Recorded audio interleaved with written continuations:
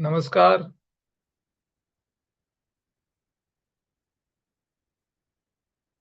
योगाहार के online course की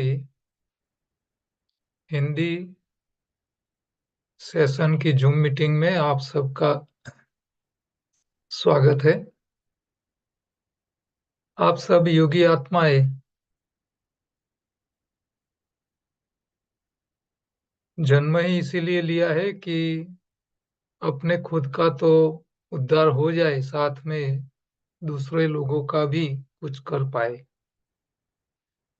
हम यहाँ अभी अपनी जो योगाहार की जो बुक है उसके टॉपिक को एक एक करके खत्म कर रहे हैं।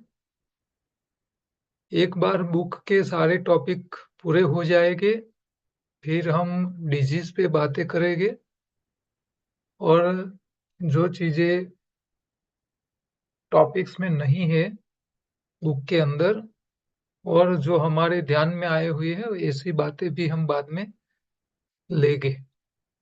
तो हम समय नहीं गवाएंगे, हम चालू करते हैं अपना आगे वाला टॉपिक। पिछली बार हम जहाँ अटके थे वहीं से हम आगे निकलेंगे। हम यहाँ आके रुके थे मेरे हिसाब से।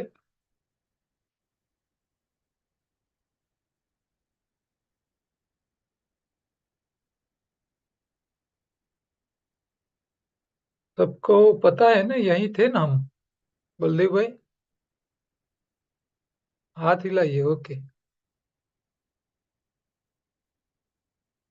अब हम आगे समझना का प्रयत्न करते हैं कि भी हम ऐसी गलत फहमी में रहते हैं और हमारी बात नहीं है। हमारे साथ दुनिया में सारे लोग कौन सी गलत फहमी में रहते हैं उसके ऊपर थोड़ी बात करेंगे। पहली होती है पेट सफाई। लोग ऐसा मानते हैं कि सुबह सुबह में पेट की सफाई हो जाए, मल की सफाई हो जाए, इसके लिए सुबह में तांबे का पानी या गर्म पानी पीना चाहिए। दुनिया में कोई मनुष्य के अलावा कोई प्राणी अपनी पेट को सफाई के लिए कभी भी पानी नहीं पीता है, गर्म पानी नहीं पीता है। हमको इसकी जरूरत क्यों पड़ती है? और हमने ये जो मान लिया है कि भी नहीं करेंगे तो पेट साफ नहीं होगा, तो इसके पीछे के जो कारण है वो हम आगे अपने एक एक चैप्टर में देखने वाले हैं। दूसरी गलतफहमी लोगों की है कि सुबह में चाय न मिले तो सिर चढ़ता है और आंख नहीं खुलती।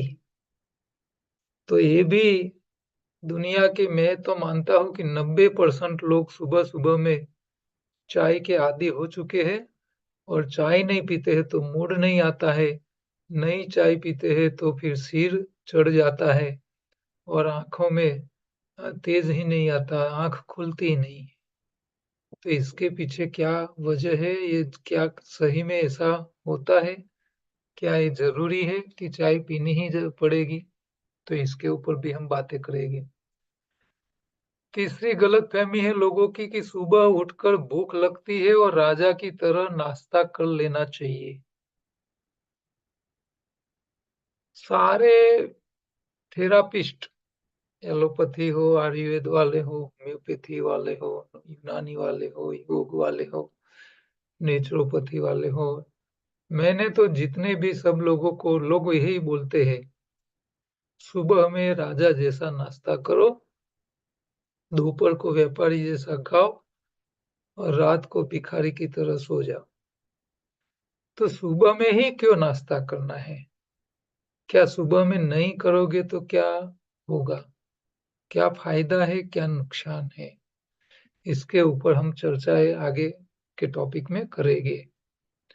तो ये गलत फहमी है हमारे हिसाब से कि सुबह में भूख लगनी चाहिए लगती है, जरूरत नहीं है तो भी लगती है, और सुबह में राजा जैसा नाश्ता करने की आवश्यकता है। चौथी गलतफहमी है लोगों को कि भी निर्जला उपवास नहीं हो सकता और कमजोरी आ जाती है। तो आप निर्जला उपवास नहीं कर सकते हैं, कमजोरी आ जाती है, तो इसके पीछे क्या वजह है, क्या कारण है? कुछ तो गड़बड़ है। बिना कारण तो कुछ होता नहीं है। एक व्यक्ति निर्जला उपवास कर पाता है और आप नहीं कर पाते हो, तो इसके पीछे कोई तो वजह है।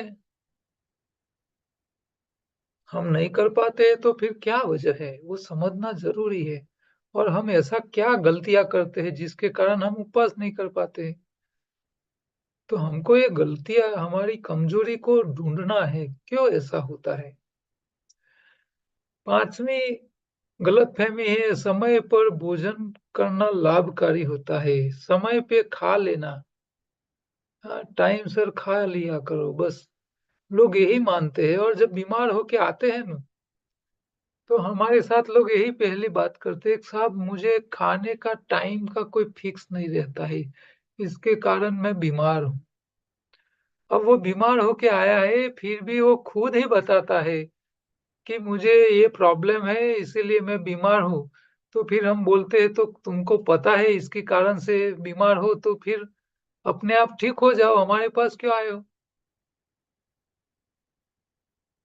तो समय पे भोजन कर लेना कितना आवश्यक है, जरूरी है या नहीं है, किसको करना चाहिए, किसको नहीं करना चाहिए, ये सारी बातें हम आगे के लेक्चर में समझने वाले हैं। छठी गलतफहमी होती है लोगों के, पाचन के लिए भोजन के बाद चलना आवश्यक ही है। घूमने जाना कंपलसरी होना चाहिए, और लोग खाना खा के घूमने के लिए निकल जाते हैं घर में से बाहर। तो मुझे तो, मैं इन लोगों को देखता हूँ तो मुझे दया आती है इन लोगों के ऊपर। अरे खाना खाने के बाद थोड़ा चलने का होता है, लेकिन लोग मानते ही यही है बस, कि भाई खाना खाया चलो टहलने के लिए निकल जाओ। अब इससे क्या फायदा है, क्या नुकसान है, वो भी हम समझेंगे। सातवां गलतफहमी ये है, सब्जियों को पका के ही खाना चाहिए। तो ये भी एक बहुत बड़ी गलतफहमी है।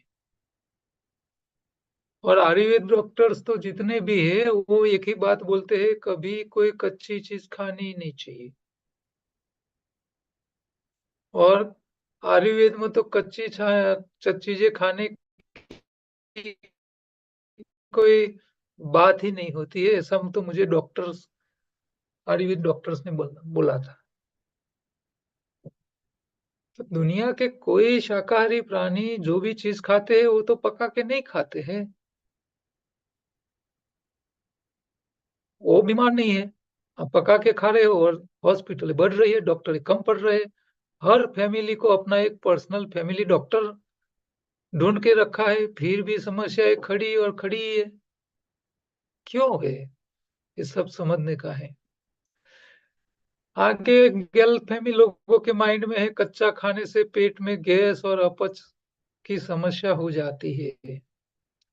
तो ये क्यों होती है, किसको होती है, किसको नहीं होगी, ये भी समझना जरूरी है। नौ नंबर, भोजन पका कर ही खाए, नहीं तो हजम नहीं होगी। तो ये भी एक बड़ी गलतफहमी है। और 10 नंबर की गलतफहमी सबके मगज में है फिक्स, कि कैल्शियम के लिए दूध तो कंपलसरी है, उसके बने उत्पाद को सेवन प्रचुर मात्रा में करना ही चाहिए। बिना दूध तो कैल्शियम मिलेगा कहाँ से? मुझे नवाई लगती है। अच्छा, आप जो गाय भैंस का दूध पीते हो, वो दूध में कैल्शियम कहाँ से आया? वो गाय क्या दूसरी गाय का दूध पीने चली जाती है? हाँ, फिर भी उनके दूध में कैल्शियम है, तो दूध में कैल्शियम आया कहाँ से? दूध खाओ तभी कैल्शियम मिलेगा, ये तो बात गलत है। लेकिन माइंड में जड़ हो चुकी है, बिना दूध तो कैसे कैल्शियम मिलेगा। आप देखिए, जिन लोगों ने अपने घुटन के ऑपरेशन करवाए हैं, नी रिप्लेसमेंट जिन लोगों ने करवाए हैं, उन सब लोगों को आप ढूंढिए, मिलो और उसको पूछो पूरी जिंदगी आप दूध नहीं पीते थे तो कैल्शियम वाला दूध पीते थे, फिर भी घुटन चेंज करने की नौबत क्यों आई? क्यों हड्डियां सॉफ्ट हो जाती है, क्यों घिस जाती है, तो उसका जोड़ पूरा ऑपरेशन करके बदलने की नौबत आई? तो ये बात भी गलत है। अच्छा, आगे एक गलत फहमी है लोगों की, विटामिन B12 की कमी के लिए नॉनवेज का ही सेवन करना चाहिए। आप लोग हिंदू हो, वेजिटेरियन हो, फिर भी आपको B12 के लिए नॉनवेज खिलाया जाता है। बहुत अजीब तरह की समस्या है। लोग बोलते हैं, लोग सुनते हैं, लोग खाते हैं, हाँ, उनको ये मगज में नहीं आती है कि B12 के लिए नॉनवेज ही खाना पड़ेगा। तो ये बंदर, गाय, भैंस, गेटे, बकरे के शरीर में विटामिन B12 कहाँ से मिलता होगा? वो तो नॉनवेज कभी नहीं खाते हैं, तो उनको क्यों समस्या नहीं आती है? मनुष्य को ही B12 की समस्या आती है। तो इसके पीछे का कारण क्या है, वो भी समझना पड़ेगा। और नॉनवेज खाओगे तभी B12 मिलेगा, ये मगज में से निकाल दो। ये जो बातें मैं बता रहा हूं ना, वो सारी गलत फहमी है। अच्छा, आगे, खट्टा खाने से शरीर में सूजन हो जाती है, क्यों होती है भाई? आपने ऐसा क्या खाया है कि आप खट्टा खाते हो सूजन आ जाती है?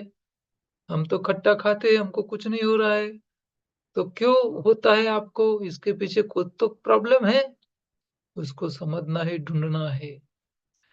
आगे, भूखा नहीं रह सकते, समय होते ही भूख लग जानी चाहिए। हाँ, टाइम पे भूख नहीं लगती है तो लोग समस्या मानते हैं।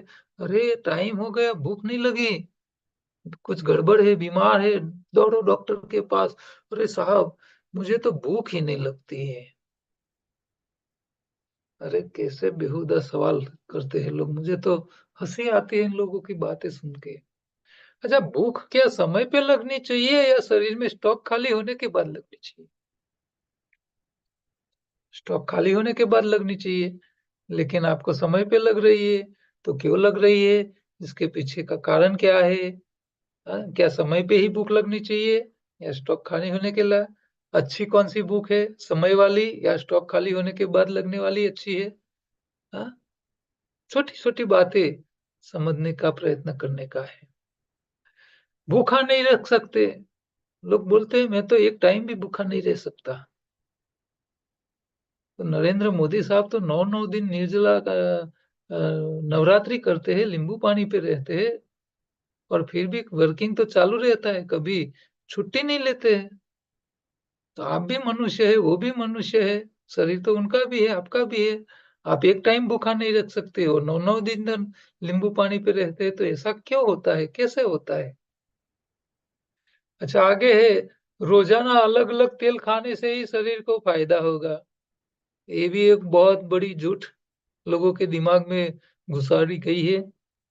सनफ्लावर खाओ, सोयाबीन का खाओ, राइस बान, अरे कॉर्न ऑयल, अच्छा कॉर्न ऑयल, मकई, अच्छा राइस बान, अच्छा राइस चावल के दाने को आप कितना भी दबाओ, क्या तेल निकलेगा इसमें से?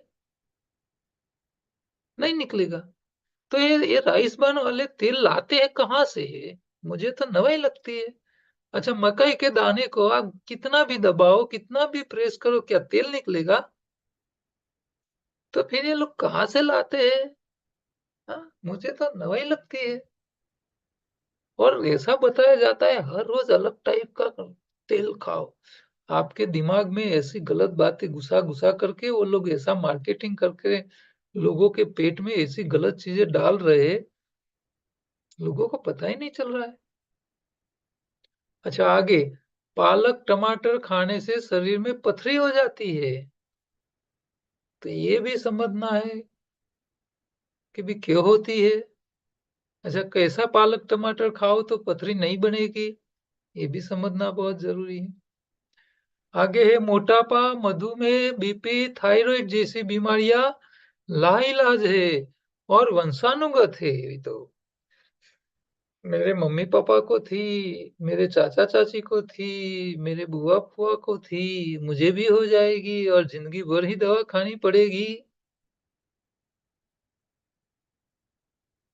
ये इसके लिए भी माइंड में ऐसा सेट कर लेते हैं कि आप ऐसे ही मान के सोचोगे कि मेरे फादर को, मेरी माँ को थी, मुझे भी रहेगी, कभी जाएगी नहीं। ये आपने सोच लिया कि ये बीमारी जाएगी नहीं, दीवार पूरी जिंदगी दवाई खानी है। तो कई बार पेशेंट हमारे पास आते हैं तो बोलते हैं क्या बीमारी है, तो बोलते हैं कुछ नहीं है। फिर हम बोल पूछते हैं कि क्या डायबिटीज बीपी की गोली खाते हो क्या? हाँ, दोनों का खाता हूँ। हाँ, लेकिन कंट्रोल में है। तो लोग इसको बीमारी नहीं मानते हैं, क्यों? क्योंकि उसको आनुवंशिक मानते हैं। ये तो जेनेटिकली, जेनेटिक्स की बीमारी है, ऐसा मानते हैं कि भाई मेरे मेरे पुरखों को थी तो मुझे तो होगी, अब मुझे ही जिंदगी भर दवाई खा के जीना है, ऐसा मान के ही जीते हैं। तो उसको बीमारी नहीं मानते हैं लोग। वो दवाई खाते हैं और बीमारी नहीं ऐसा मानते हैं। मुझे तो हंसी आती है उन लोगों की सोच पे। तो ये सारी उपरोक्त सभी बातें सभी को सत्य लगती है। ज्यादातर लोगों को ऐसा ही लगेगा कि ये बात तो सब सही है, इसमें क्या गलत है। लेकिन इन बातों को सोच सच मानकर आप जियोगे तो आप भी बीमार ही रहोगे। हाँ? शारीरिक परेशानियां आपकी कभी कम नहीं होगी, ऐसा मानोगे कि भी ये सब बातें सही है तो आपकी कभी समस्या जाने वाली नहीं है, सारी रॉन्ग है, गलत है। उसको मत सही मानो। तो जिन बातों को हम सच मानते हैं उनमें गलती हो सकती है। इन पुस्तक में हम तर्क के साथ इस बात पर चर्चा करने का प्रयास करेंगे कि कितनी बातें सत्य है और कितनी बातें सत्य नहीं है, तथा शरीर उपयोगी है या नहीं, शरीर के लिए उपयोगी है या नहीं है। यह प्रकृति का नियम है कि यदि किसी समस्या का कोई समाधान नहीं है तो आप जो रास्ता अपना रहे हो वो गलत हो सकता है, और समस्या का समाधान आपके द्वारा अपनाए जा रहे वह गलत रास्ता हो सकता है। तो समस्या का समाधान आपके द्वारा जो अपनाया जा रहा है वो रास्ता ही गलत है, वो विपरीत दिशा में हो सकता है। तो आपको, क्योंकि आप गलत रास्ते जा रहे हो, समस्या का समाधान नहीं मिल रहा है, तो फिर जो चीजें आप मानते हो, ये जो मैंने गलत फहमियां बताई, वो सब सही मानोगे और फिर आप चलोगे तो बीमारी में से कभी बाहर आने वाले ही नहीं हो। तो आपको जाना है मुंबई और रास्ता आपने पकड़ा है दिल्ली की ओर का, तो फिर कहाँ से मुंबई आएगा? हाँ, आपको मुंबई जाना है तो जो मान्यता के साथ आप चल रहे हो वो मान्यताओं में से बाहर आ जाइए, उसको छोड़ दो और गाड़ी को रिवर्स लगाओ, तो आप अपने सही ठिकाने पे पहुंच सकते हो। ठीक है, तो इसमें और कुछ नहीं है। हमारी जो मान्यताएं है ना, वही आपको आपकी बीमारी के साथ जोड़ के रखता है। ये सारी भी जितनी मान्यता जिन्हें मैंने अभी आगे बताई, ये सारी गलत फहमी हमको कैसे कैसे फंसाती है और कैसे कैसे नुकसान करती है, ये सारी बातें मैं समझाने का प्रयत्न करूंगा आपको। तो आपको दिशा बदलनी है, वापस मुड़ो, विपरीत दिशा में जाइए, तो आप शायद अपने मुकाम पे पहुंच सकते हो। इस किताब को पढ़ा ही जाना चाहिए, क्योंकि जब तक आप हर चीज के पीछे का सच नहीं समझोगे तब तक आप अपना खुद का डॉक्टर नहीं बन सकते। इसलिए कृपया इस पुस्तक के प्रत्येक अध्याय को पूरा पढ़े। आपको किताब में कुछ बातें गलत लगेगी, फिर भी आपको इसको पढ़नी है, समझने का प्रयत्न करना है। अब हो सकता है कि आप इस पुस्तक में दी गई सभी बातों से सहमत न भी हो, लेकिन हमारा उद्देश्य केवल प्रकृति द्वारा बनाए गए नियमों को प्रकट करने का प्रयास ही है। इसलिए इसमें लिखी बातों से सहमत होकर उस पर अमल करना जरूरी नहीं है। आपको मैं जो यहाँ से लिखा हुआ जो है उसको सबको सही मानना जरूरी नहीं है, लेकिन मैं मेरी ओर से आपको जो गलतफहमी है उसके पीछे का लॉजिक समझाने का प्रयत्न करूंगा। आपकी सोच और हमारी सोच सेम रहेगी तो आपको पता चलेगा कि ये लॉजिकल है या नहीं। ठीक है। और मैं इसके लिए प्रेशर नहीं करता हूँ आपको भी, आप मैं बोलता हूँ वही सही है। आपको मेरी बात भी समझने का प्रयत्न करने का, मेरे लॉजिक को दूसरे लोगों की बातों को भी समझने का प्रयत्न करने का, दोनों में से जिसकी बात लॉजिकल लगे उसके साथ चलने का, क्योंकि हर व्यक्ति की अपनी सोच की एक कैपेसिटी होती है। तो आपको आपके हिसाब से आगे बढ़ना है। आयु, बुद्धि, दैनिक दिनचर्या, शारीरिक और मानसिक परिश्रम की मात्रा और शरीर की प्रकृति हर व्यक्ति में अलग अलग होती है और प्रत्येक व्यक्ति को अलग अलग प्रभावित करती है। कृपया इन बातों पर विचार करें। तो देखो, ये जितने भी अपनी जो गलत फहमी है, ये क्यों गलत फहमी है, इसका सबसे बड़ा रीजन यहाँ आया क्योंकि हर व्यक्ति की आयु, उनकी बुद्धि, उनकी दैनिक दिनचर्या, इसकी शारीरिक श्रम, उसके मानसिक परिश्रम और शरीर की प्रकृति, ये सब हर व्यक्ति के लिए अलग अलग होती है। इसीलिए हर व्यक्ति को उन उसकी उसकी जो इफेक्ट होती है वो अलग होती है। फिर सबके लिए कॉमन नियम कैसे हो सकते हैं? कभी नहीं हो सकते। हाँ, तो हर व्यक्ति के अपने अलग नियम लागू होते हैं। तो इस पुस्तक में जो समझने वाली बातें हैं, इसमें ज्यादातर जो है वो दो ही बातें हैं। हमारा शरीर कैसे बना है और यह कैसे विकसित होता है, शरीर अपना रख रखाव कैसे करता है, आप शरीर से क्या उम्मीद कर सकते हैं, आपके शरीर की सीमाएं क्या है और हमें किस बात पर ध्यान देना है ताकि शरीर अपना काम अच्छे से कर सके। इन सभी बातों को हमें अलग अगले अध्याय में समझना होगा, लेकिन इस अध्याय में मुख्य बिंदुओं को संक्षिप्त में समझे। यह पूरी किताब शरीर के स्वास्थ्य को अलग अलग नजरिए से प्रभावित करने वाली चीजों को सरल भाषा में समझाने की कोशिश करती है। अब इन सभी बातों को कैसे लागू करना है इसके बारे में थोड़ा संक्षिप्त में समझ लेते हैं। तो शरीर को प्रभावित करने वाली सिर्फ दो ही टॉपिक है, दो ही बिंदु है। एक है शरीर की सफाई और शरीर का सही भोजन। ये दो चीजें ही पूरी पुस्तक के मेन हार्ट है।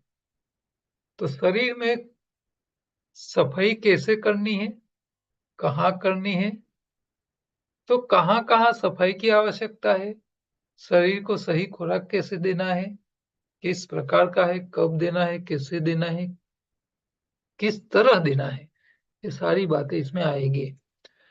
शरीर की सफाई में दो बातें आती है आगे, एक है आंतों की सफाई और दूसरी है आपकी जो ब्लड सर्कुलेशन, जिसको सर्कुलेटरी सिस्टम कहते हैं, रक्त संचारित सिस्टम जो है, जिसको खून की सफाई हम कहते हैं सिंपल भाषा में।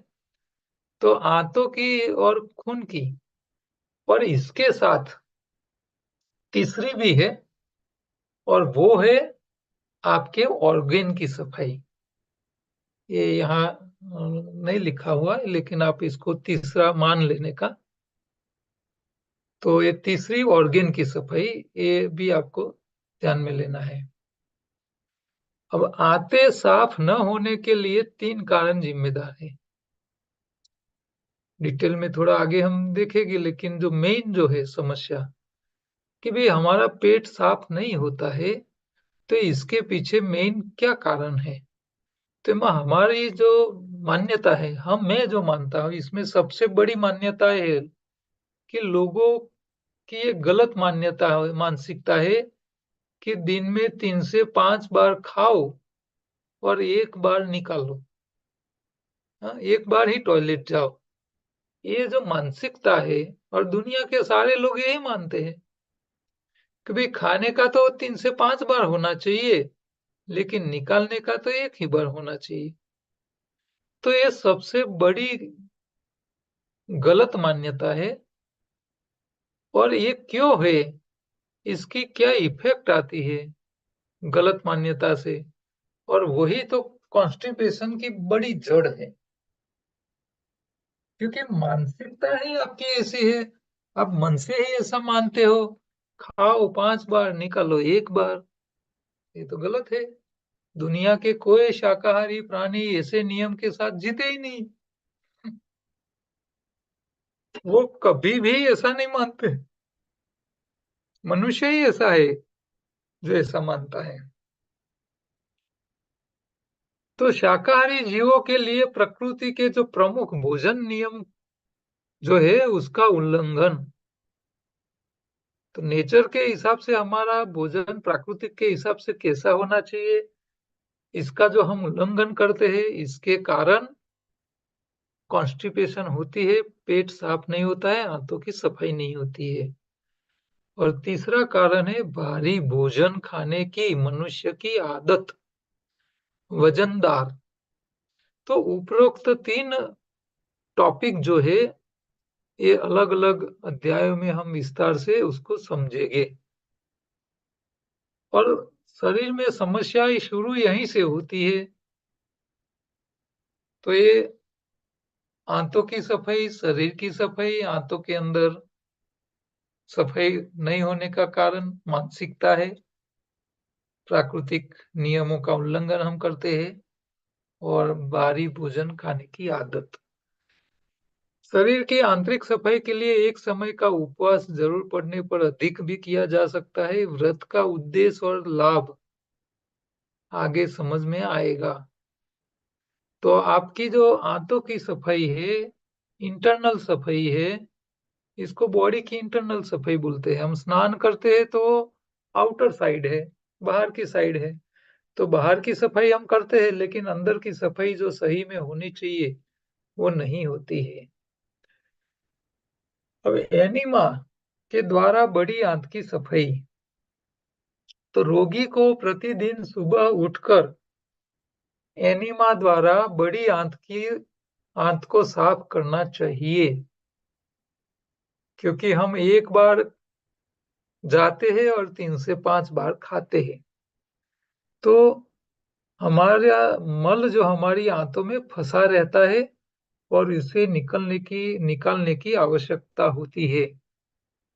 तो वो आगे हम देखेंगे, जो एनीमा क्यों लेना है, और इससे शरीर में कैसे इफेक्ट आती है, नहीं लेते हैं तो क्या दिक्कत होती है, और क्यों लेना आवश्यक है। तो हमारी बड़ी आंत जो है वो हमारा जैसे कि खाने का बर्तन जैसा है। जब हम बर्तन में खाना खाते हैं, तो खाने के बाद खाने के बर्तन को साफ करके रख देते हैं। क्यों? क्योंकि दोपहर को खाया है, तो शाम को दोबारा खाने के लिए इसी बर्तन का इस्तेमाल करना है, तो खाने के लिए वो साफ करके रखते हैं। इसी तरह हमारी जो आंतों की सफाई जो है, वो हमारा बर्तन जैसा ही है। आप आंतों की सफाई नहीं करोगे और खाते रहोगे, तो फिर क्या होगा हालत। तो आंतों की सफाई हर रोज हो ही जानी चाहिए। आप 2 बार खाते हो तो 2 बार हो जानी चाहिए। हम तो ऐसा मानते हैं कि भी कुदरत का नियम तो यही कहता है कि आप खाओ इतनी बार जाओ। दुनिया के सारे प्राणी यही नियम से जीते हैं। आप 2 बार खाओ तो 2 बार जाओ, 3 बार खाओ तो 3 बार हो जाना चाहिए अपने आप, एक बार खाओ तो एक बार हो जाना चाहिए। और छोटे बच्चे देखो, जब छोटा बच्चा जन्म लेता है, माँ का दूध जितनी बार पीता है उतनी बार वो पोटी करता है। जब बड़ा होता है तो वो पोटी बंद करवाते हैं हम। कैसे करवाते हैं वो आगे हम देखेंगे। आयुर्वेद के अनुसार लंघनम परम औषधि। तो दोपहर तक बिना पानी के उपवास करना, अगले दिन खाए भोजन की जो भोजन का जो भी बचा हुआ कचरा है, वो उसका उपयोग करने के लिए सुबह से दोपहर तक उपवास करें। तो अगले दिन का जो भी भोजन है वो खत्म हो जाए, इसके लिए भी हमको उपवास करना चाहिए। अगले दिन के भोजन की ऊर्जा का उपयोग शरीर में करें, इससे पहले कि वो 37 डिग्री गर्मी में खराब हो जाए। तो हम अगले दिन जो भी खाते हैं वो हमारे शरीर में आता है। हमारे शरीर का टेम्परेचर होता है 37 डिग्री, और वो खराब हो जाए इससे पहले शरीर उसको खर्च कर ले, वो बहुत आवश्यक है। और दोपहर तक उपवास करने से अगले दिन के लिए शरीर का जो भंडार खत्म हो जाता है। और यदि पुराना स्टॉक खत्म न करके नया डाल दिया जाए तो शरीर को बिना भूख के भोजन मिलता है। और आयुर्वेद के अनुसार बिना भूख का भोजन और बिना प्यास का पानी दोनों जहर बनता है। अगले दिन जो खाया है वो आपके शरीर में स्टॉक में पड़ा है, और आपको भूख नहीं है और भोजन करोगे तो वो जहर बनेगा, क्योंकि बिना भूख का भोजन खाने का कोई मतलब नहीं है। दोपहर तक भूखे रहने से एक और फायदा यह होता है कि दोपहर तक शरीर की बैटरी खाली हो जाती है, डिस्चार्ज हो जाती है, और दोपहर में हमको जोरों की भूख लगती है। यहाँ कई शब्द में गलतियां है, मैं सुधार लेता हूँ। दोपहर में सच्ची भूख लगेगी। आयुर्वेद के अनुसार भूख लगने के बाद किया गया भोजन अमृत के समान होता है।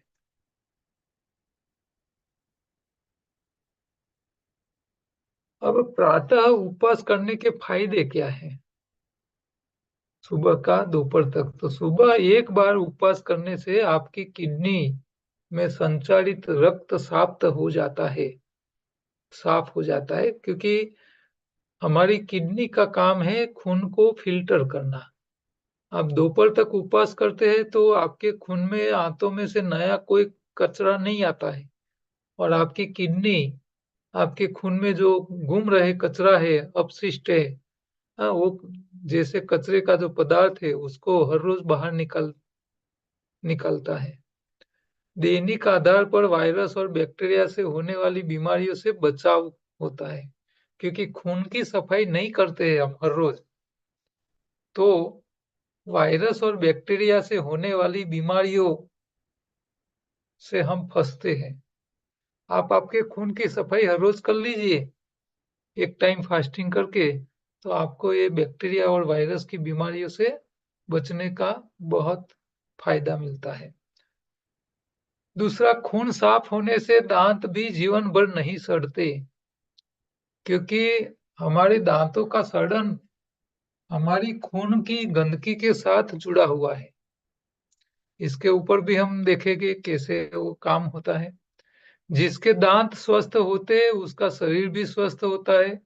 अगर दांत स्वस्थ रहेंगे तो आप जीवन भर चबा चबा कर खा सकेंगे, और अगर आप चबा चबा कर खाओगे तो शरीर आपको लंबे समय तक जीवित रखेगा।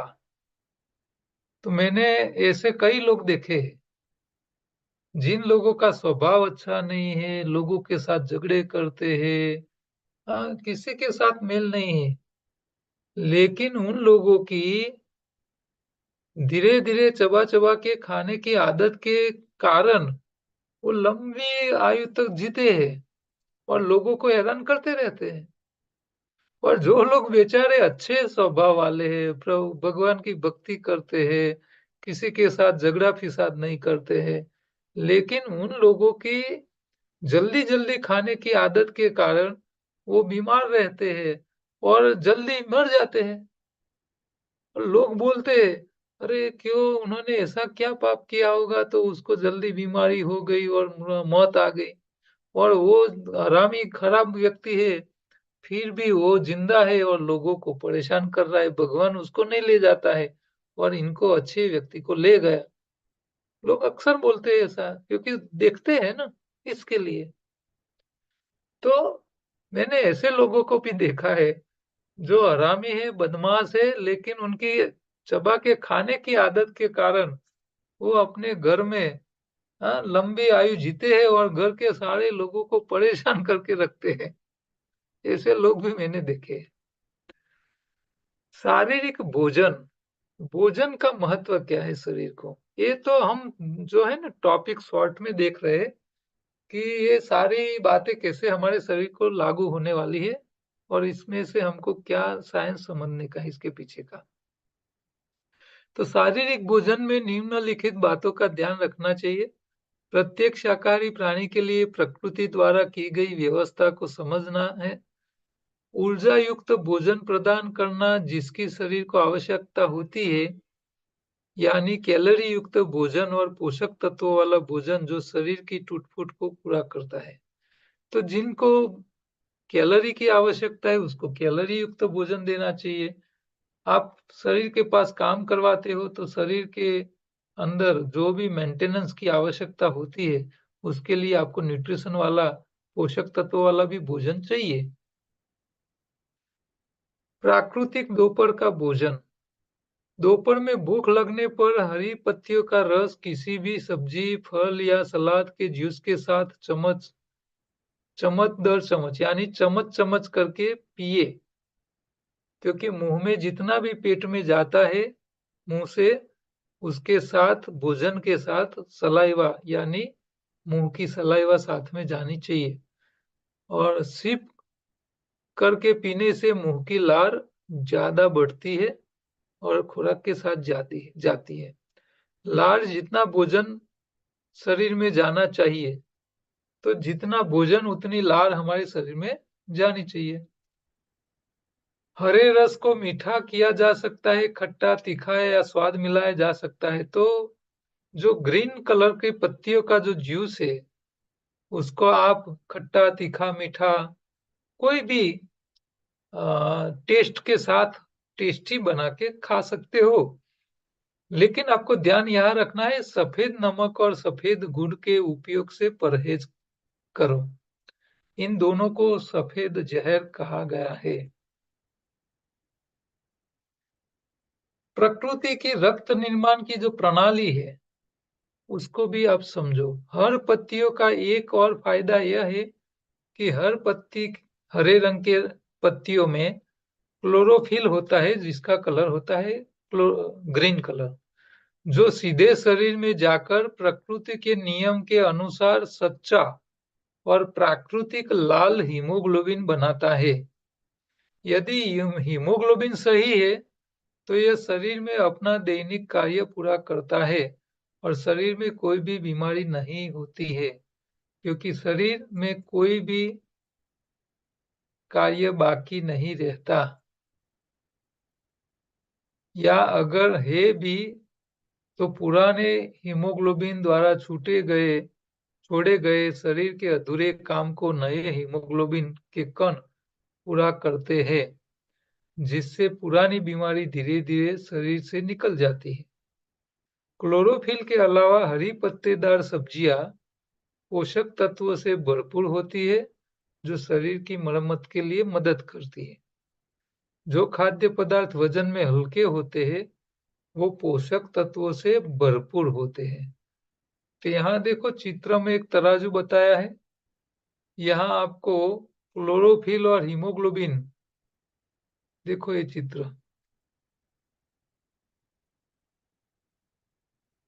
तो एक हीमोग्लोबिन है, एक क्लोरोफिल है। क्लोरोफिल हरे रंग का है। तो क्लोरोफिल की आप चित्र देखोगे तो इसका एटॉमिक स्ट्रक्चर में सेंटर में मैग्नीशियम है। इसके कारण वो क्लोरोफिल हरे रंग का दिखता है और वो क्लोरोफिल जब पत्तियों में होता है तब सूर्य का प्रकाश यानी अग्नि तत्व लेता है, हवा में से कार्बन डाइऑक्साइड यानी वायु तत्व लेता है, जमीन में से पानी यानी जल तत्व लेता है, जमीन का खाद यानी भूमि तत्व लेता है। अग्नि, वायु, जल और भूमि 4 तत्वों का इस्तेमाल करता है क्लोरोफिल और वो फूड बनाता है, वनस्पति के लिए खुराक तैयार करता है वही खुराक में से नई वनस्पति के पत्ते लगते हैं, फूल लगते हैं, फल लगते हैं, वनस्पति का ग्रोथ होता है, विकास होता है। अब बड़ी साइज का कोई खरबूजा ले आओ, वाटरमेलन ले आओ, तो वो बड़ी जगह रोकता है। तो जगह जितनी ज्यादा, यानी वो आकाश तत्व होता है। तो क्लोरोफिल पांचों तत्वों को इकट्ठा करके खुराक तैयार करता है। वो क्लोरोफिल पत्तियों में है, इसीलिए पत्ती हरे रंग की दिखती है। वो क्लोरोफिल शरीर में जब जाता है, शाकाहारी प्राणी के शरीर में, तो मैग्नीशियम की जगह रिप्लेस भगवान करते हैं आयन को। आयन का एटम जैसे रिप्लेस हो जाता है, यहाँ लाल रंग का चित्र देखिए, इसमें आपको पता चलेगा। हरे रंग के अंदर मैग्नीशियम सेंटर में है और लाल में आयन है, Fe। तो ये Fe लग बैठ जाता है, तब उसका रंग लाल हो जाता है, और जिसको बोलते हैं हीमोग्लोबिन, शाकाहारी प्राणी का हीमोग्लोबिन। और यहाँ नीचे देखो तराजू, तो तराजू में जो वजन वाला जो है वो अनाज होता है, और जो फल है, सब्जी है, पत्ती है, वो वजन में हल्की होती है। तो जितना हल्का उतना इसमें न्यूट्रिशन ज्यादा, और जितना वजन वाला इतनी ताकत ज्यादा। तो पत्तेदार सब्जियां वजन में सबसे हल्की होती है। प्रकृति के नियम के अनुसार भोजन जितना हल्का होगा, उसमें उतने ही अधिक पोषक तत्व पाए जाएंगे और कम कैलोरी होगी।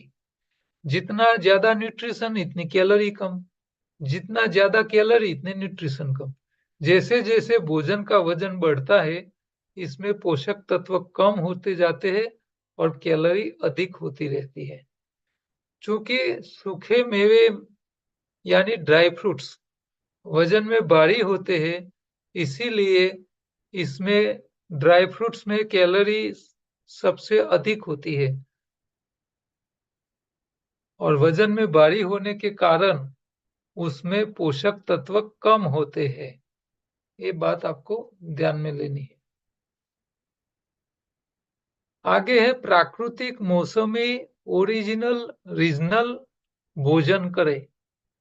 यानी आपको दोपहर में हरा जूस पीने के बाद आपको सब्जियां, फल, सलाद, अंकुरित दालें या अंकुरित अनाज, या तो भिगोए हुए नट्स, कोई भी बीन्स पानी में भिगोए हुए, या सूखे मेवे जिसको पानी में आपको भिगो के रखना है, वैसे चबा चबा कर खा सकते हो। वह खाए खाए जो प्राकृतिक, मौलिक, मौसमी उचित हो। यानी नेचुरल, सीजनल, ओरिजिनल। और नेचुरल आ गया, सीजनल आ गया, ओरिजिनल आया, और रीजनल। रीजनल यानी आप जो विस्तार में रहते हो वैसा। तो आपको आपके विस्तार में पकने वाली चीजें ही खानी चाहिए, और हर सीजन की जो चीज होती है, वो सीजन के लिए ही ईश्वर उसको पैदा करता है। क्योंकि सीजन का जो एटमॉस्फेयर होता है, जैसे कि बारिश की मौसम है, तो बारिश में आपको क्या होगा, कंटामिनेशन पानी में भी मिलेगा, खुराक में भी मिलेगा, हवा में भी आएगा। तो सब जगह कंटामिनेशन है। कुछ भी शरीर में जाएगा तो बीमारी होने के चांस बढ़ जाएंगे। तो इससे बचने के लिए भगवान क्या करता है कि बारिश की मौसम में ही करेले और कंकोड़े, हाँ, ऐसे जो कड़वी सब्जियां होती है, वो बारिश के मौसम में ही भगवान पैदा करता है। क्यों? क्योंकि शाकाहारी प्राणी वो खाएगा, उनके शरीर में ये जो कंटामिनेशन के कारण जो आने वाली समस्याएं है शरीर में बीमारी की, तो इससे वो मुक्त रह पाएगा। तो गर्मी की मौसम में जो फल सब्जी होते हैं, वो सब शरीर में ठंडक करने वाले होते हैं। ठंडी की विंटर की सीजन में जो भी चीजें बनेगी, भगवान बनाएगा, वो वैसे ही होगी। तो 24 घंटे की योजना बनाओ आप, तो आपके पास 24 घंटा है। इसको 3 हिस्सों में बाँट लो, 8-8 घंटे के 3 हिस्से बना लो। एक हिस्सा शरीर की सफाई के लिए निकाल दो, यानी 8 घंटा शरीर की सफाई के लिए। सुबह से दोपहर तक का निर्जला उपवास करो। दोपहर से शाम तक भूख के अनुपात में 8 घंटे के बीच में, यानी 12 बजे से शाम को 8 बजे तक, तो 8 घंटे के बीच में बारी-बारी से आप थोड़ा-थोड़ा खा सकते हो। और रात के 8 बजे से लेके दूसरे 8 घंटे तक खाना जो भी खाया है उसको पचाने का समय दे दो और आराम कर लो, क्योंकि आराम के समय में ही आपका शरीर का मेंटेनेंस और डाइजेशन अच्छा हो पाएगा। आप काम करते रहोगे तो शरीर अच्छी तरह डाइजेस्ट भी नहीं कर पाएगा। तो 3 हिस्से करने हैं हमारे 24 घंटे के, 8-8 घंटे के 3 हिस्से। तो एक में उपवास करना है, एक के अंदर भोजन करना है और एक के अंदर आपको आराम के साथ में बॉडी का मेंटेनेंस करवाना है। तो डाइजेशन भी हो जाएगा भोजन का सारा 8 घंटे के अंदर।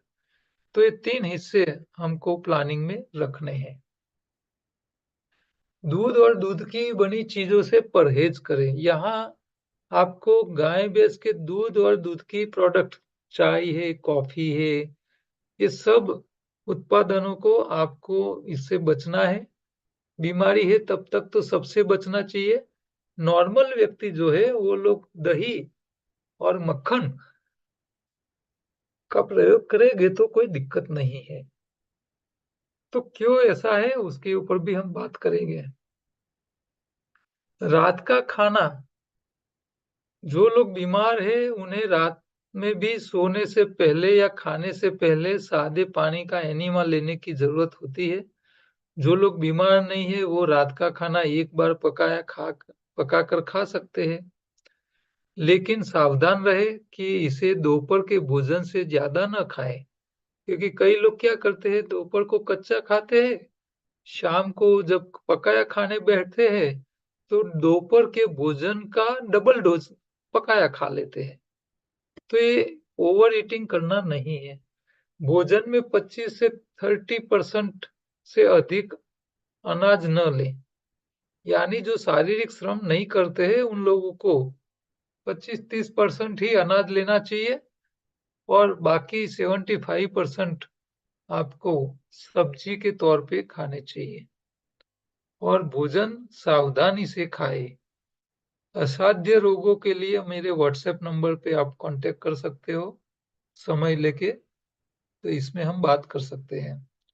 या तो योगाहार के सेमिनार में आप हिस्से ले सकते हो। आप लोगों को तो अब पूरा कोर्स ही पढ़ने का है, तो सेमिनार की आवश्यकता नहीं रहेगी।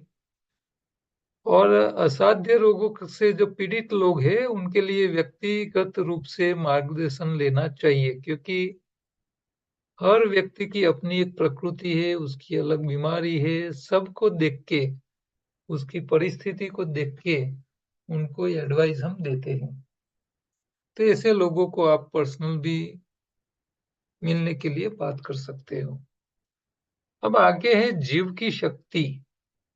हमारा शरीर जो भी काम कर रहा है, उसके पीछे कोई एनर्जी, कोई ऐसी ताकत काम करती है।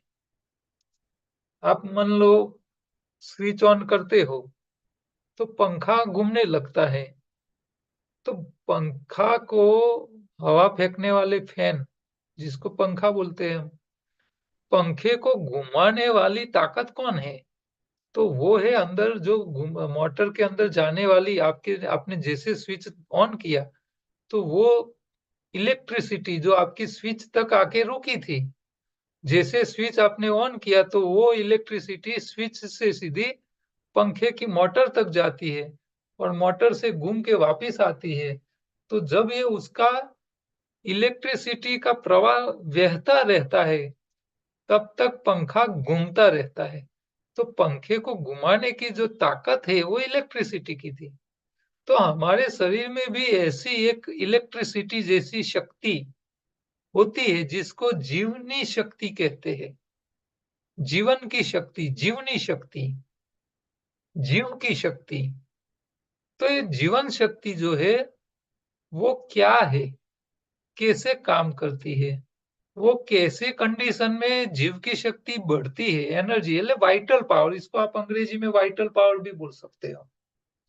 तो ये वाइटल पावर, जीव की शक्ति क्या है और कैसे काम करती है, किस कंडीशन में उसकी शक्ति कम होती है और किस कंडीशन में शक्ति बढ़ती है, उसके बारे में थोड़ी हम चर्चा करेंगे। तो आत्मा को शरीर में रहने के लिए और समय-समय पर शरीर की मरम्मत करने के लिए, शरीर को जीवित रखने के लिए आत्मा शरीर के पास जो शक्ति उत्पन्न करती है, उसे जीव की शक्ति, जीवनी शक्ति कहा जाता है। तो शरीर में जब तक आत्मा है, तब तक वो काम करता है, शरीर जिंदा है, शरीर का जीवन है।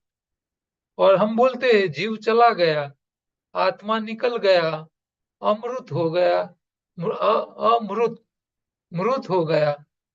तो जब मृत होता है तो आत्मा निकल जाती है, तो फिर उसमें जीवन की कोई शक्ति रहती नहीं है।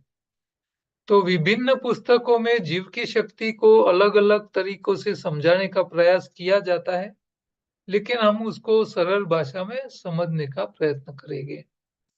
जीव की शक्ति को समझने से पहले संक्षेप में ये समझना चाहिए कि शरीर का निर्माण कैसे हुआ और इसके भीतर कितनी प्रणालियां काम करती है। कितनी प्रणालियां काम करते हैं तो हमने शुरू के टॉपिक्स में, शुरू के लेक्चर में देख लिया था कि कितनी सिस्टम्स हमारे शरीर में काम करती है। बच्चे का जो जन्म होता है तो माँ के गर्भ में उसका विकास कैसे होता है, एक वीडियो के द्वारा हमने उसको समझने का प्रयत्न किया था। तो हमारे धर्म ग्रंथ, आपका अवतार क्यों हुआ है, शरीर क्यों है, क्या है, तो हमारा धर्म ग्रंथ और लोक कथाएं हमें बताती है कि 84 लाख योनि या पूरी करने के बाद ईश्वरीय शक्ति ने मनुष्य का अवतार लिया ताकि आत्मा अंतिम मोक्ष गति में जा सके, और मोक्ष में जाने के लिए मानव शरीर आवश्यक है, और भगवान ने केवल मनुष्य को ही अधिक बुद्धि दी है और अन्य जानवरों की तुलना में। तो मोक्ष के लिए मनुष्य का अवतार आवश्यक है।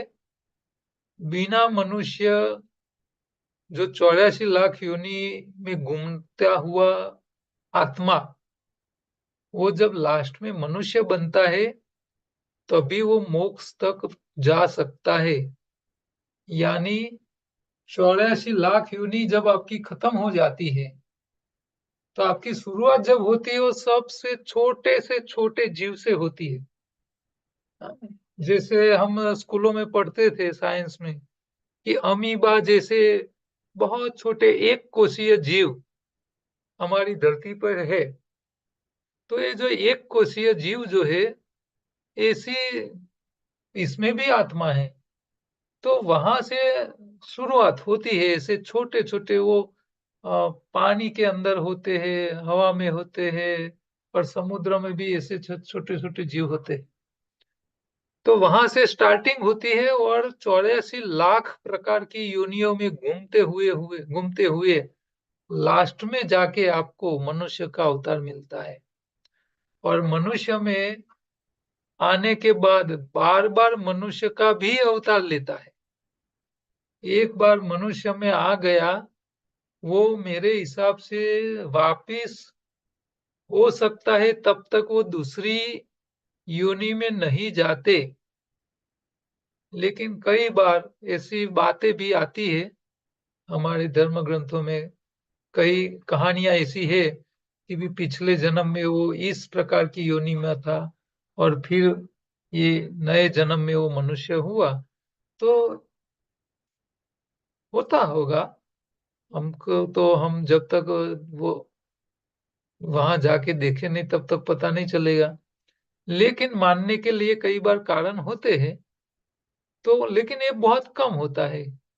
हमेशा आपका प्रमोशन होता है, डिग्रेशन नहीं होता है, तो व्यक्ति आगे बढ़ता रहता है। आत्मा का भी ऐसा ही होता है, बहुत कम केसेस में वो डिग्रेड होते हैं।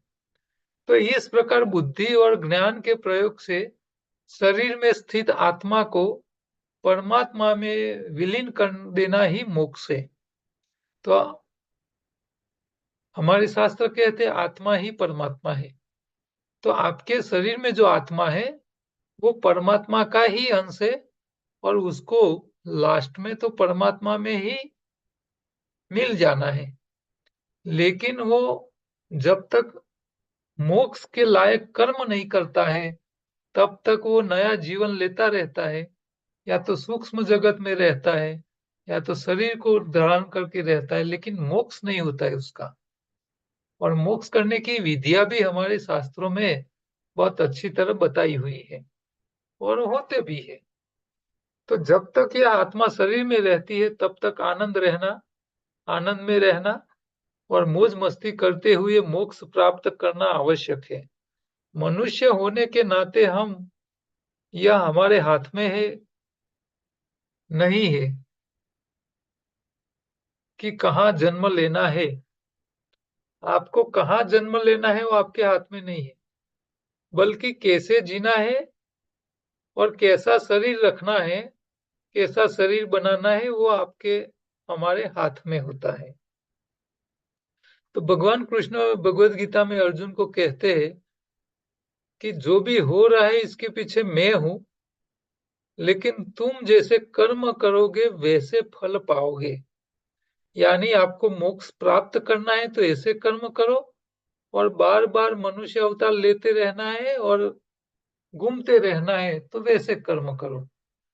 ये कैसे कर्म करना वो आपके ऊपर डिपेंड है। लेकिन वो भी आपको मोक्ष प्राप्त करने के लिए जो कर्म करने हैं, वो कर्म का मौका आपको तभी मिलता है जब आपने कुछ अच्छे कर्म किए होते हैं। तो आज अभी अभी जो है आपका जो वर्तमान जीवन है, वो आपके भूतकाल के कर्मों के अधीन है, और आपका भविष्य का जो जीवन है वो आपके वर्तमान के कर्मों के अधीन होगा। भगवान यही कहना चाहते हैं। तो अभी वर्तमान आपके हाथ में है। वर्तमान में आप जैसा आपकी सोच बढ़ाओगे, जो सीख लोगे, शास्त्रों को समझने का प्रयत्न करोगे, तो वालिया लुंट्रारा वो वाल्मीकि हो गया था, तो आप भी हो सकते हो, ऐसा जरूरी नहीं है। लेकिन आपने जो भूतकाल में जो भी कर्म किए हैं उसको खत्म तो करने ही पड़ेंगे। फिर आप खत्म करने के बाद आपका मोक्ष का भी रास्ता पकड़ सकते हो।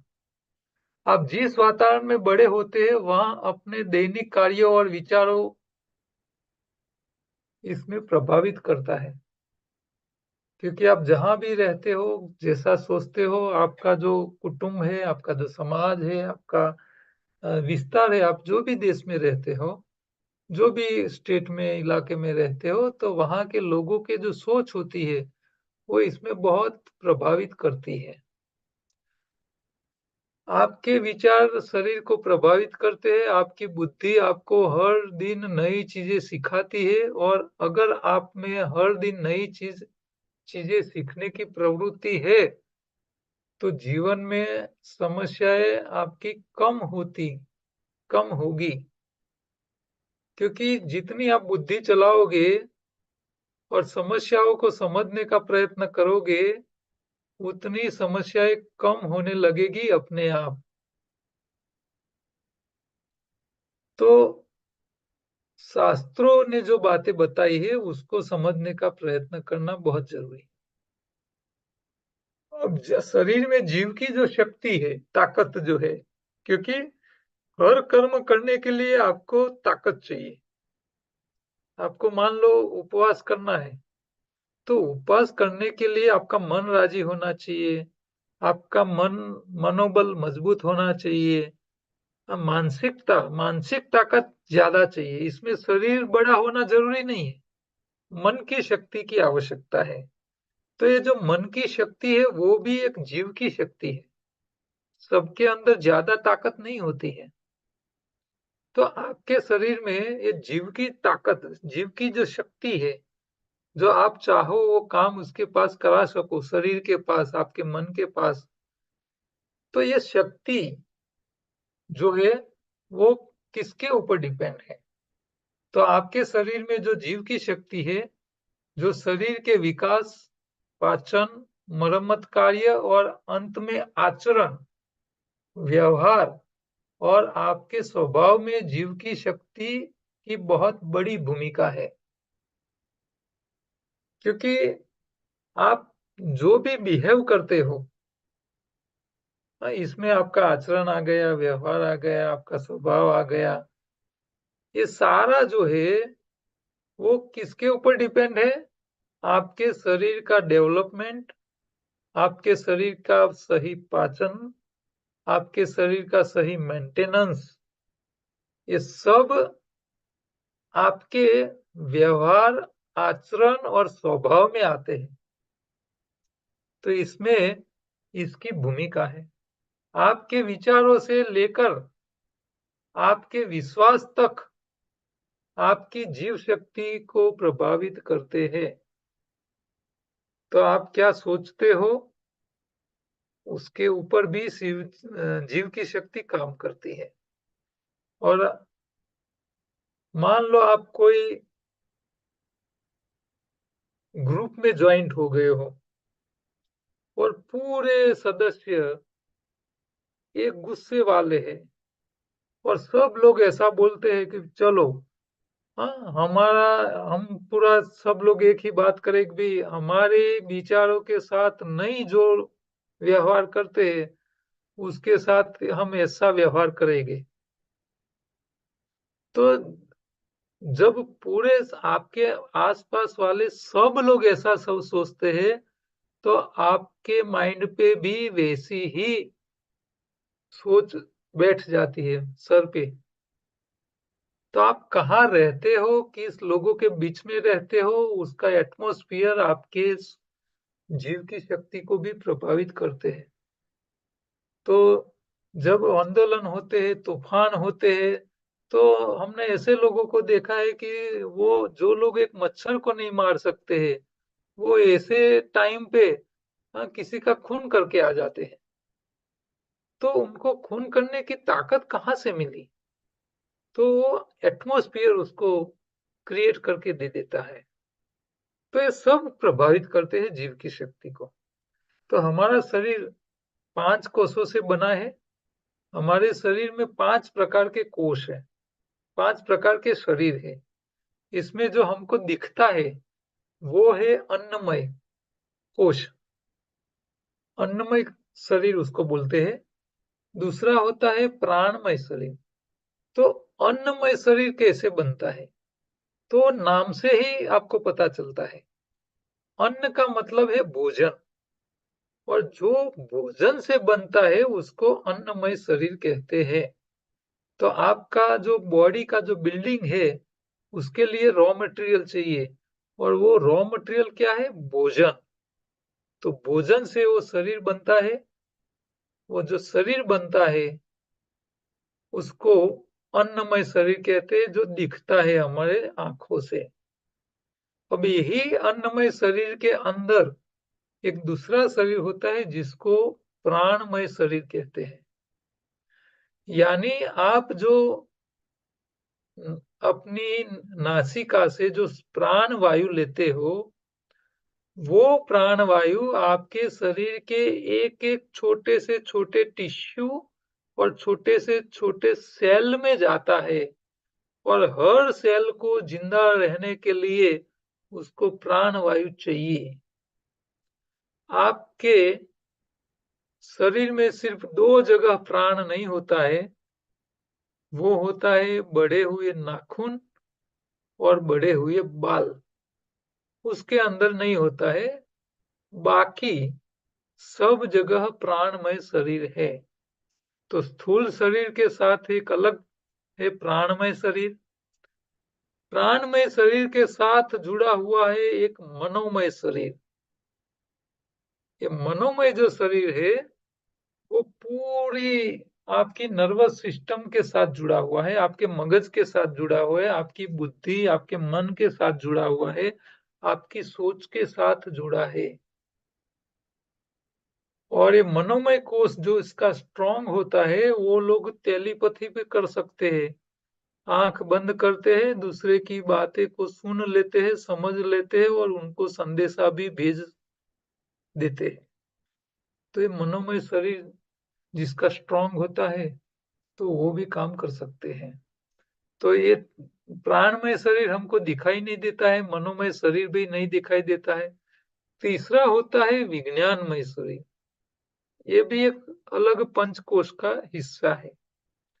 तो विज्ञानमय शरीर का मतलब क्या है कि आपके शरीर में जो केमिकल प्रोसेसिंग होती है, अलग अलग प्रकार के अंतःस्राव होते हैं।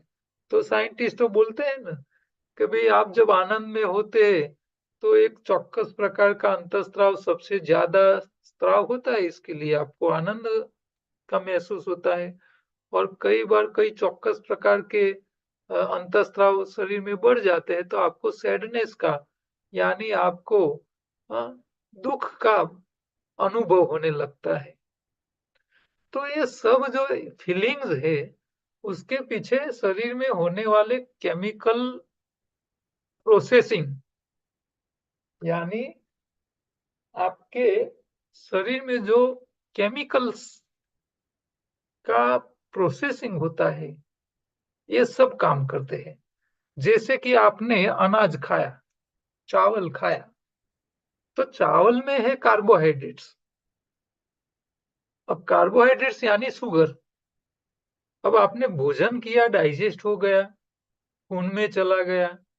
अब खून में चला गया लेकिन आपके खून में 7 ग्राम से ज्यादा शुगर रह नहीं सकती। तो आपका पेंक्रियाज क्या करता है, एक इंसुलिन पैदा करता है। तो वो भी एक केमिकल है। वो केमिकल आपके कार्बोहाइड्रेट्स को चर्बी में कन्वर्ट करता है, ग्लाइकोजन में कन्वर्ट करता है। फिर वो उसको ले जाते हैं उसको लीवर में, और लीवर में स्टॉक कर करके रख देते हैं। फिर आपके खून में से शुगर का लेवल कम करते हैं। तो ये सारी जो प्रोसेस है, विधि विधान है, ये सब आपका विज्ञान में शरीर करता है। अब मान लो आपने 2-3 दिन खाने का छोड़ दिया, नहीं खाते हैं, लेकिन आपके शरीर का जो खून है उसमें 5-7 ग्राम जो शुगर का लेवल होना चाहिए वो तो मेंटेन होना चाहिए, वो कम नहीं हो जाना चाहिए। अब आपने खाया ही नहीं, फिर शुगर जैसे जैसे खर्च होता जाएगा तो खून में से कम हो जाएगा, कम हो जाएगा तो चक्कर आएगा आपको। तो आपको चक्कर नहीं आए इसके लिए क्या करता है आपका शरीर, विज्ञान में शरीर, कि आपके लीवर में जो ग्लाइकोजन जो चर्बी पड़ी थी उसको फिर जो आपका पेंक्रियाज है वो एक और इंसुलिन पैदा करता है। वो क्या करता है कि जो चर्बी थी लीवर में उसको तोड़ के उसको दोबारा कार्बोहाइड्रेट्स बना के दे देता है। फिर आपका शुगर लेवल वापस आ जाता है। तो आपको फिर कमजोरी महसूस नहीं होती है। तो हर एक पंचकोश का अपना एक काम है। अन्नमय कोष जो है वो आपके शरीर का आकार देता है, पूरे शरीर का दिखाव।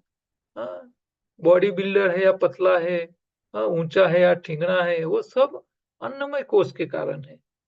हाँ, आपकी ताकत क्या है, जीव की शक्ति की ताकत प्राणमय कोष से, अन्नमय कोष, प्राणमय कोष, मनोमय कोष, विज्ञानमय कोष और आनंदमय कोष, ये सब का कंक्लूजन है वो जीव की शक्ति है।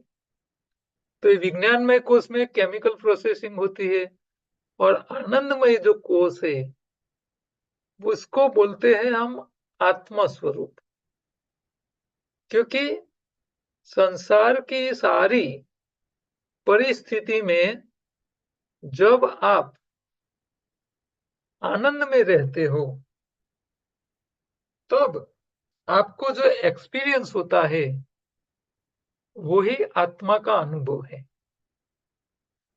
तो जिन लोगों को आनंदमय कोष का अनुभव होता है उनके शरीर में जीव की शक्ति एक्सट्रीम लेवल पे होती है। फिर वो कुछ भी कर सकते हैं।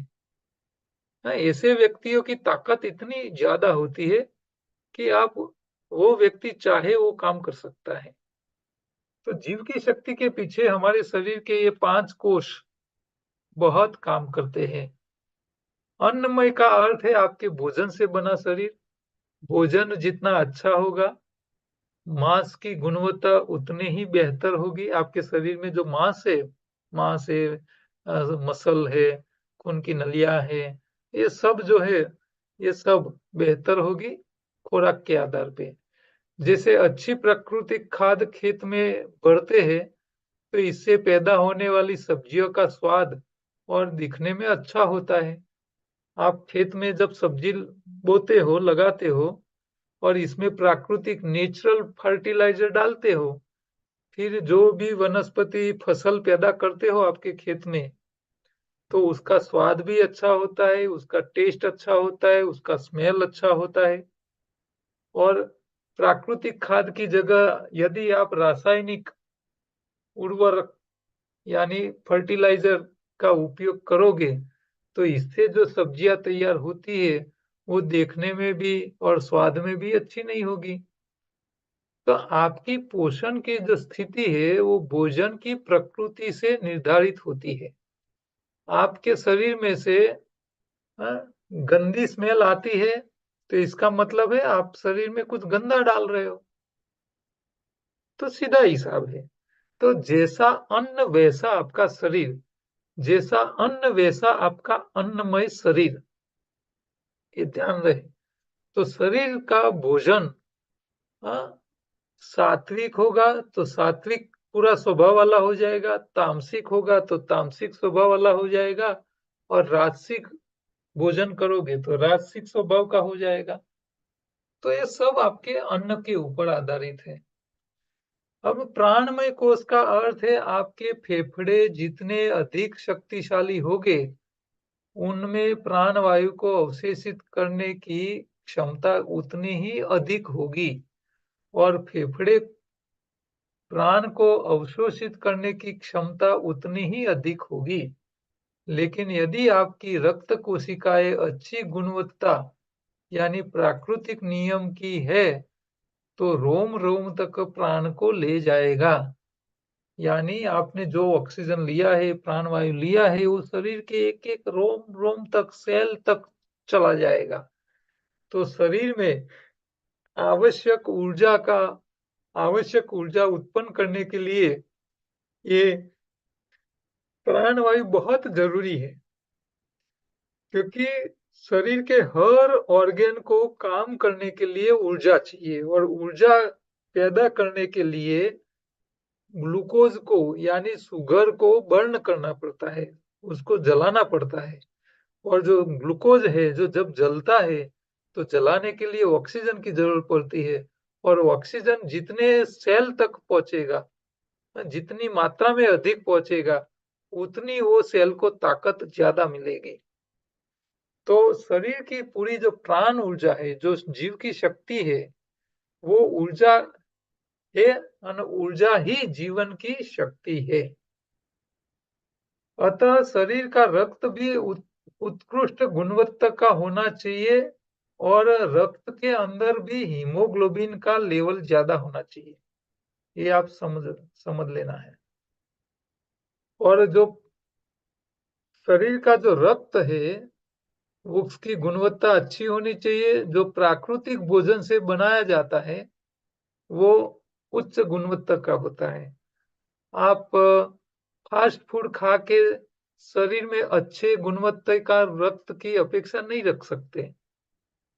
तो भोजन ही आपकी जीव की शक्ति के लिए जिम्मेदार है। इस प्रकार यदि अन्नमय अर्थात भोजन अच्छा नहीं है, तो प्राणमय शरीर अच्छा नहीं होगा और यदि प्राणमय शरीर अच्छा नहीं है, तो शरीर की ऊर्जा उत्पन्न सही नहीं होगी, जीव की शक्ति नहीं बढ़ेगी।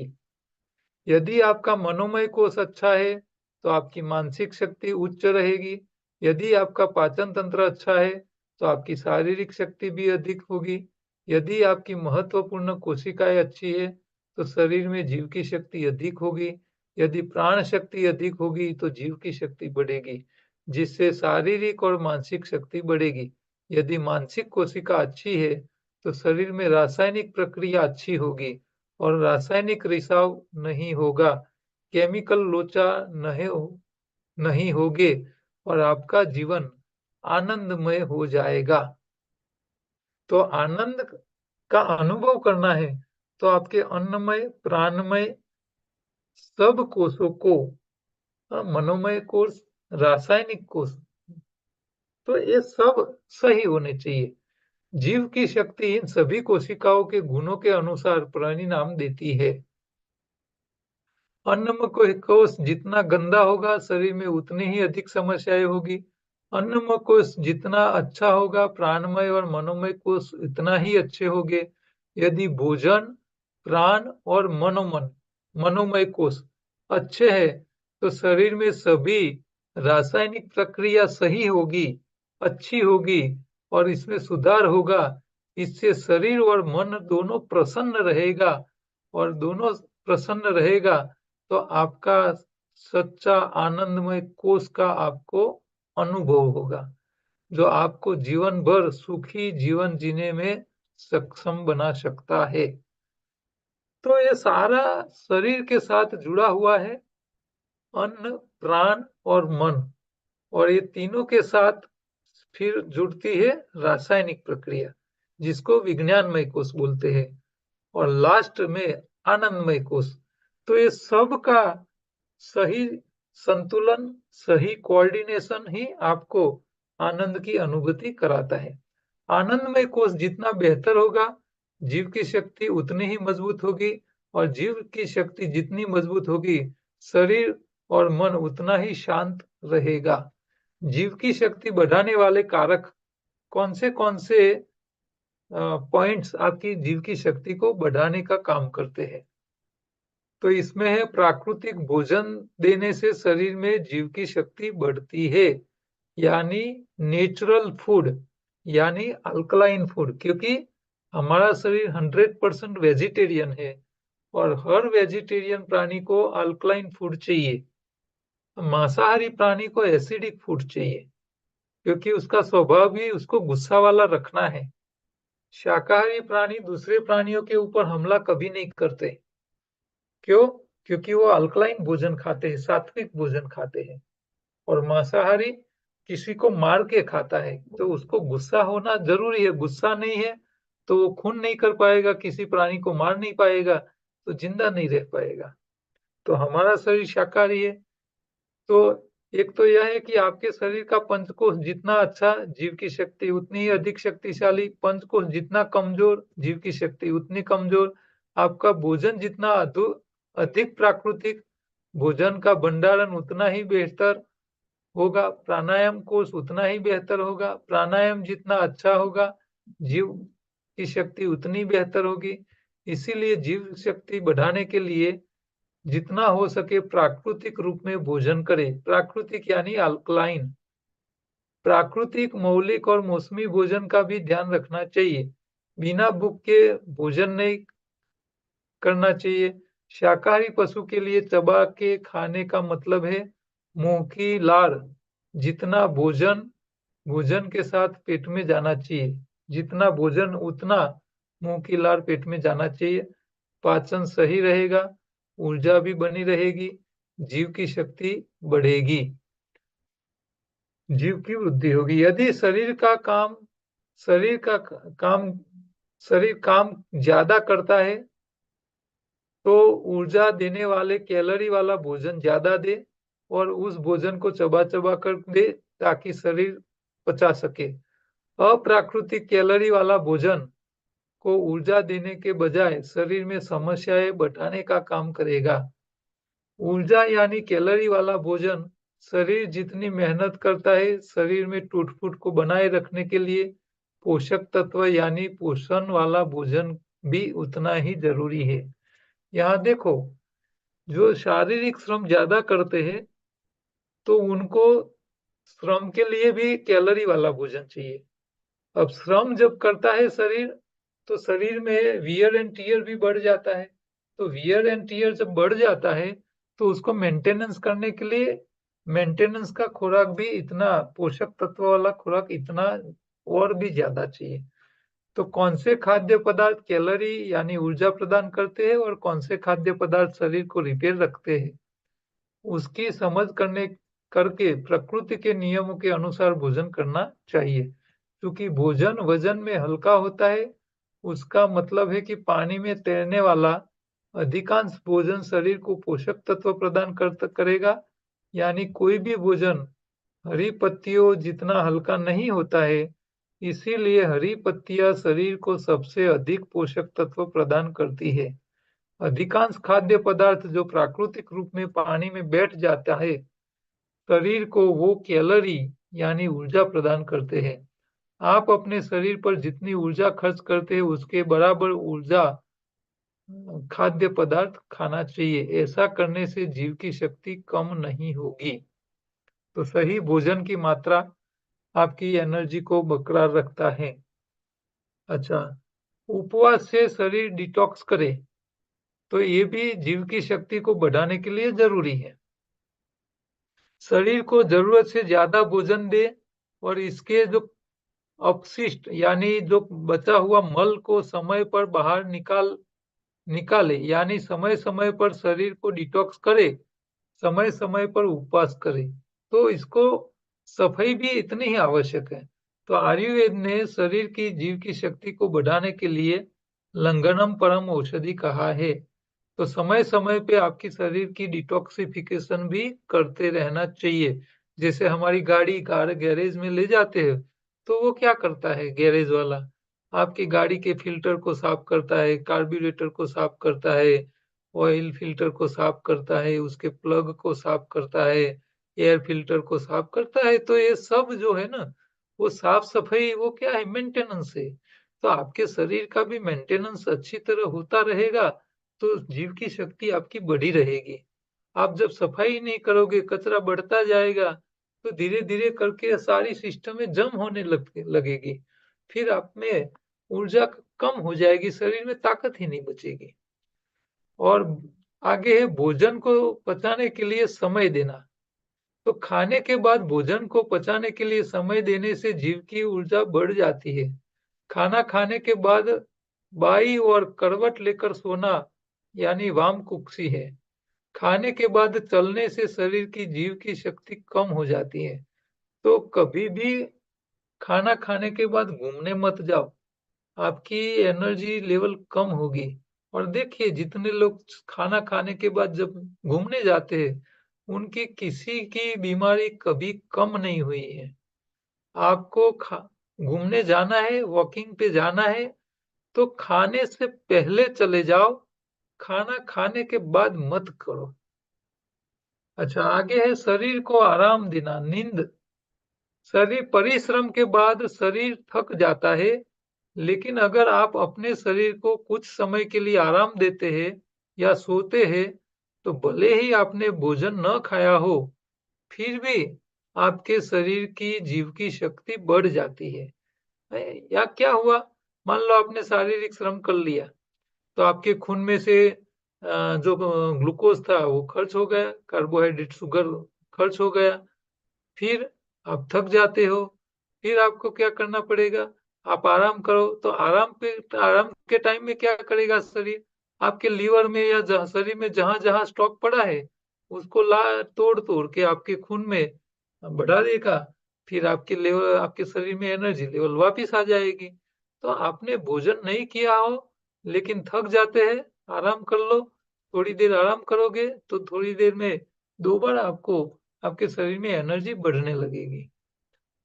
अच्छा, आगे है मुस्कुराता हुआ स्वभाव। हर दिन आपके चेहरे पर मुस्कान रहे। मुस्कुराते हुए स्वभाव से जीव की शक्ति बढ़ती है। और छठा है खेल, व्यायाम और योग। नियमित खेल कूद, व्यायाम, योग, प्राणायाम करने से शरीर में जीव की शक्ति बहुत बढ़ जाती है। अब आगे देखते हैं ऊर्जा यानी जीव की शक्ति को बर्बाद करने वाले कारक। तो ये कितना है, एक पेज का है तो हम ले लेते हैं। शायद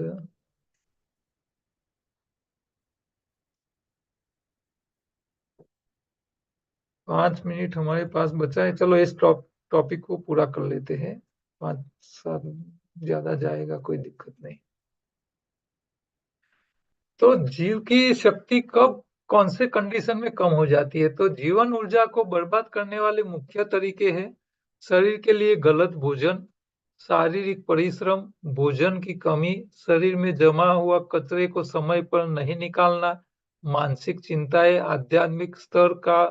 आध्यात्मिक स्तर भी आपके प्रभावित करने वाले कारक है। और प्रमुख कारक आपकी जीवन यानी ऊर्जा शक्ति को प्रभावित करते हैं। शरीर का अनुचित भोजन और पोषण पाचन, अधिक पका हुआ, जला हुआ, अधिक पाचन में भारी भोजन, विरुद्ध आहार, निषिद्ध आहार आदि तथा शरीर में कफ, पित्त और वायु उत्पन्न करने वाले अनुचित भोजन करने से जीव की शक्ति नष्ट हो जाती है। और सही भोजन को हम अगले अध्याय में विस्तार से समझेंगे। तो ये ध्यान रखें, क्योंकि भोजन गलत है तो ये सारे आपके शरीर में एनर्जी लेवल को कम करेंगे। आगे है, परिश्रम से जीवन की शक्ति का ह्रास होता है। लगातार आपके शरीर की क्षमता से अधिक व्यायाम करने से जीव की शक्ति कम हो जाती है और धीरे धीरे तो शरीर को अपनी जो शरीर की जो आदत है उसके हिसाब से धीरे धीरे आपको श्रम बढ़ाना चाहिए। एक ही दिन में ज्यादा श्रम कर लोगे तो आपकी एनर्जी लेवल बहुत कम हो जाएगा और ज्यादा नुकसान हो जाएगा। भोजन की कमी से भी जीव की शक्ति में कमी आ जाती है।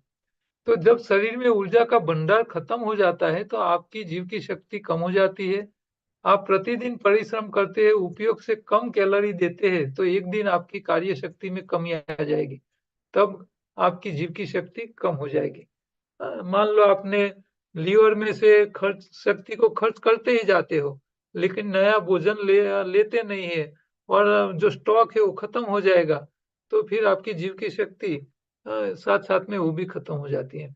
शरीर की साफ सफाई का अभाव, शरीर की आंतरिक सफाई न होना, शुद्धि के मार्ग, उपवास है, व्यायाम है, योग प्राणायाम, ये सब शरीर बॉडी क्लींजिंग के लिए होते हैं। और आयुर्वेद में से पंचकर्म है, योग शास्त्र में षटकर्म होते हैं। तो इसके उपयोग से शरीर में एकत्रित हुआ मल बाहर निकलकर शरीर की जीव की शक्ति आप बढ़ा सकते हो। तो कौन से षटकर्म होते हैं उसके ऊपर आगे हम चर्चा करेंगे। मानसिक चिंताएं भी आपकी शक्ति को खत्म करते हैं।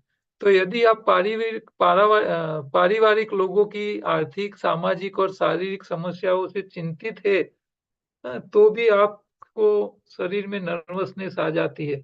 तो टेंशन किसी का लेने का नहीं। हाँ, आप उसके ऊपर थोड़ा ध्यान रखो। हाँ, वो समस्याओं का समाधान निकालने का प्रयत्न करो, लेकिन खुद टेंशन मत लो। हाँ, कई बार कहावत है ना कि टेंशन लेने का नहीं देने का। हाँ, लेकिन देने से भी पाप लगेगा। तो टेंशन देने से तो बचो, लेकिन खुद टेंशन मत लो।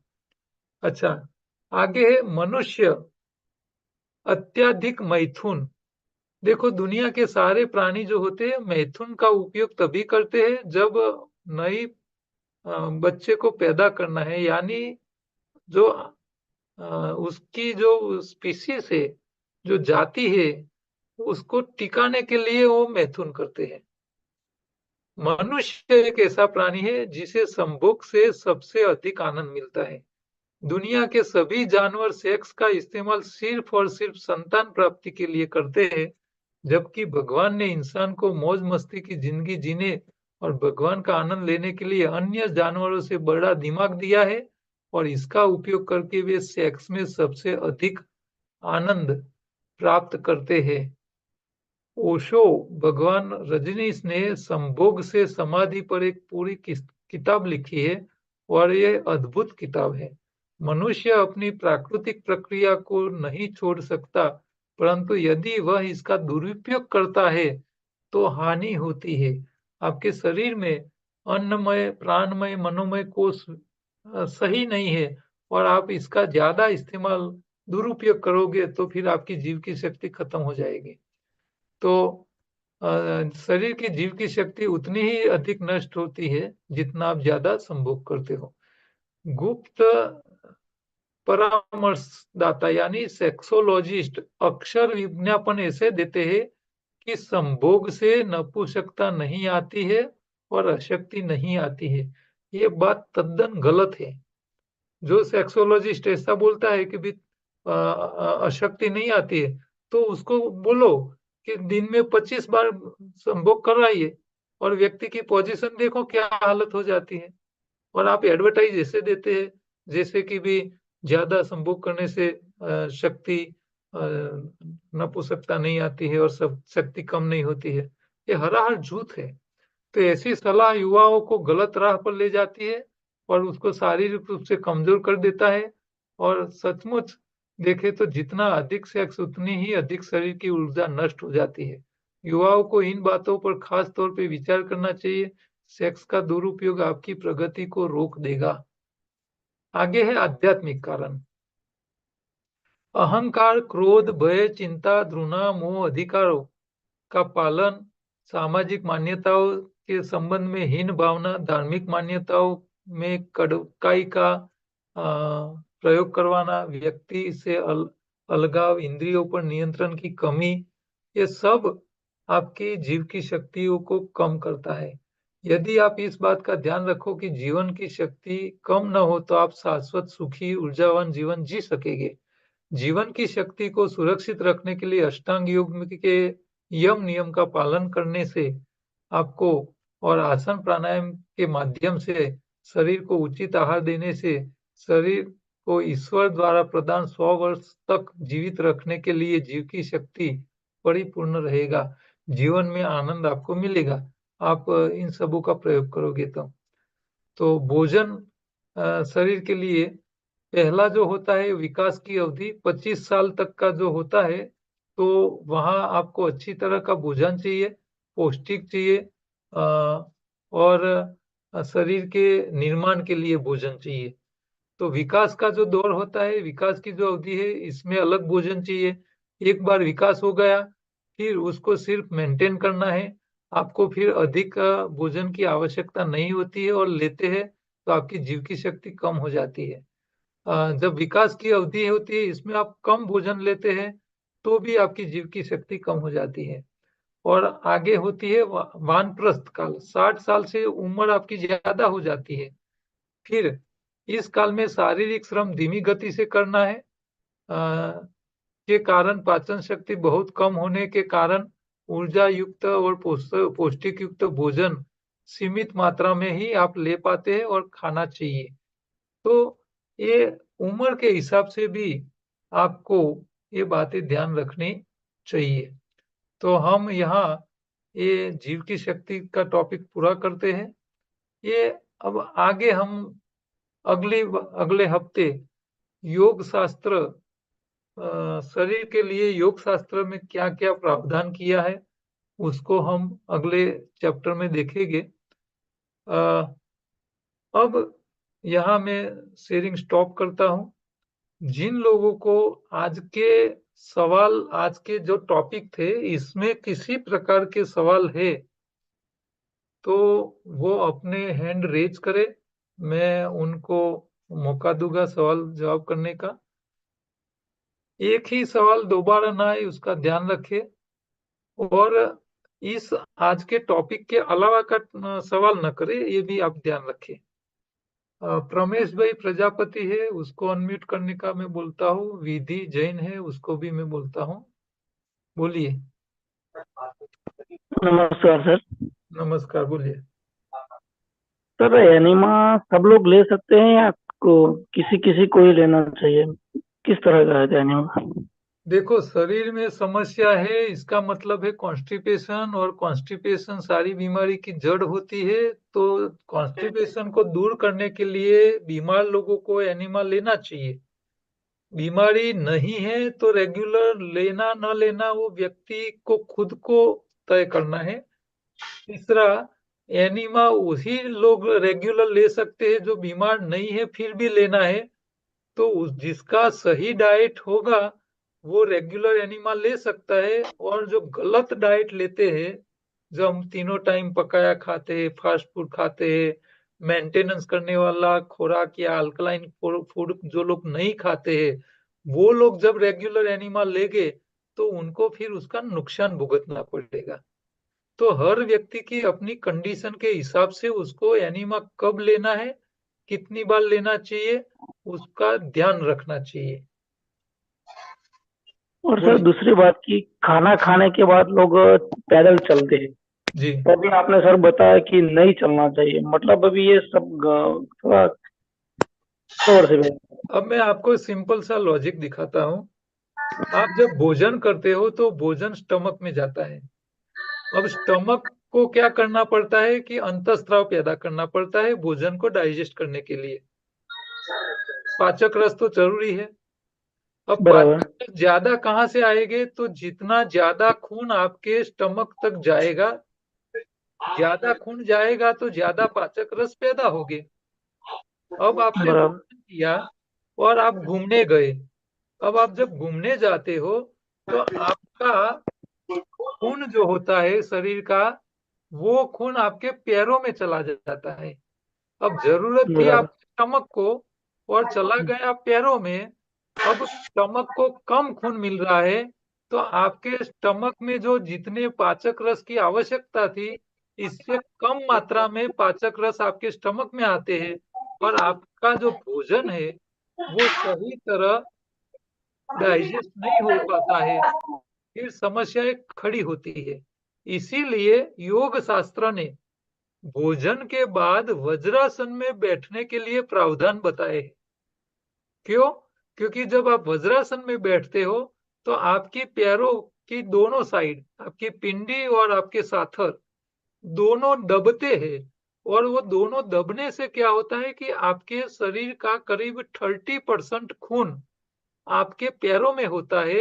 ये पैरों जब आपस में एक दूसरे के साथ दबते हैं तो इसमें प्रेशर क्रिएट होता है, और पैरों का जो खून है उसमें से 10 या 5% खून वो आपकी पेट की और तरफ और आगे बढ़ता है।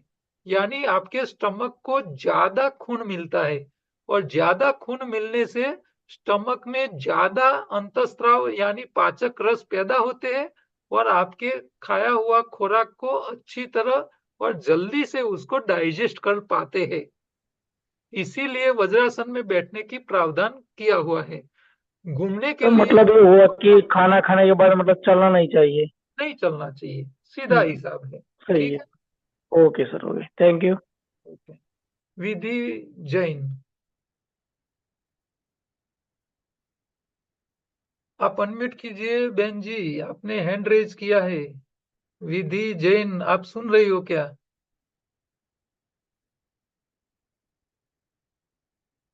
आपको मैंने अनम्यूट करने के लिए क्लिक किया है। जी बोलिए बहन। हाँ, आपने बोला कि जितनी बार अपन खाना खाते हैं उतनी बार इमोशंस होना चाहिए, मतलब जी। पेट अब साफ होना ये चाहिए। इसके ऊपर डिटेल में टॉपिक आएगा आगे। ये तो प्राइमरी हमने इंफॉर्मेशन दी थी, क्योंकि हर वेजिटेरियन प्राणी जितनी बार खाता है इतनी बार टॉयलेट करता है। बच्चा भी जब माँ का दूध जितनी बार पीता है उतनी बार वो पोटी करता रहता है। तो जब बच्चा जन्म लेता है तो कुदरत के नियम के साथ आता है, लेकिन जैसे जैसे बड़ा होने लगता है, माँ फिर उसकी कपड़े सफाई करने की मजबूरी में फिर मारती है बच्चे को, और बोलती है खाता है निकालता है, खाता है निकालता है, दवाई खिलाती है और बच्चे को फिर बंद करवाती है। तो ये मानसिक प्रैक्टिस गलत प्रैक्टिस है। हाँ। तो उसके ऊपर हम डिटेल में चर्चा करेंगे अगले आने वाले टॉपिकों के अंदर। ठीक है। ओके, तो इसका क्वेश्चन मैं नेक्स्ट सेशन में पूछूं जी मतलब। जी जी। Okay okay, thank you sir. Okay. अब और किसी को कोई सवाल लगता नहीं है? आज 10 मिनट और हो गया है। नीरू बेन ने हैंड रेज किया, लास्ट सवाल ले लेते हैं। अनम्यूट कीजिए नीरू बेन। हाँ सर। जी बोलिए। नमस्कार। हाँ, मेरा कोई क्वेश्चन नहीं था, लेकिन मेरे भाई को सोरासिस हो गया है नहीं, तो आपके पास आना है तो कब आए? वो टाइम या समय देते हो तो। मेरा नंबर तो है सबके पास। हाँ जब भी आप व्हाट्सएप करोगे तो हाँ। रिटर्न मैसेज आएगा, इसमें हमारे सेंटर का एड्रेस, लोकेशन और टाइमिंग सब आ ओके जाएगा। मेरा अहमदाबाद में मिलने का टाइम होता है 4 से 6। कहीं बाहर हाँ नहीं गया होता है तो मैं वहीं मिलता हूँ। तो आने से ओके। पहले व्हाट्सएप करके कंफर्म करे, फिर हाँ सेंटर पे आए, ठीक है। Okay, thank you sir. Okay. Okay. Rekhaben Khandelwal.